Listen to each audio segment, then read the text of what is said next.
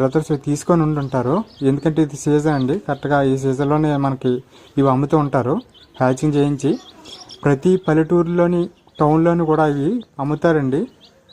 ఎందుకంటే చాలా అందంగా కనిపిస్తాయి కదా, కొంచెం కొంటారని చెప్పేసి, పిల్లలు ఇష్టపడి కొనుక్కుంటారని చెప్పేసి వాళ్ళు ప్రాఫిట్ కోసం అయితే అమ్ముతూ ఉంటారు. అమ్మేటప్పుడు కూడా రకరకాలుగా చెప్తూ ఉంటారు మనకి. ఇవి ఏ చిక్స్ అని అడిగితే అది వాళ్ళు వచ్చేసి రకరకాల పేర్లు చెప్తారు. టర్కీ అని, గిరిరాజా అని, అదని ఇదని చెప్తారండి. కానీ ఇది వచ్చేసి మనకి అవి అవ్వవు. ఈ చిక్స్ అనేవి ఓన్లీ దాన్ని కలర్ కొట్టి అమ్ముతారు సరదాగా మనం పెంచుకోవడం కోసం. అంతేగాని మీరు ఈ చిక్స్ మీరు కొనుక్కునేటప్పుడు ఇది నిజంగా గిరిరాజా అవుతుందేమో, ఇది నిజంగా టర్కీ అవుతుందేమో లేకపోతే అని చెప్పేసి కొనకూడదు. సరదాగా పెంచుకున్నకైతే కొనుక్కోవచ్చు.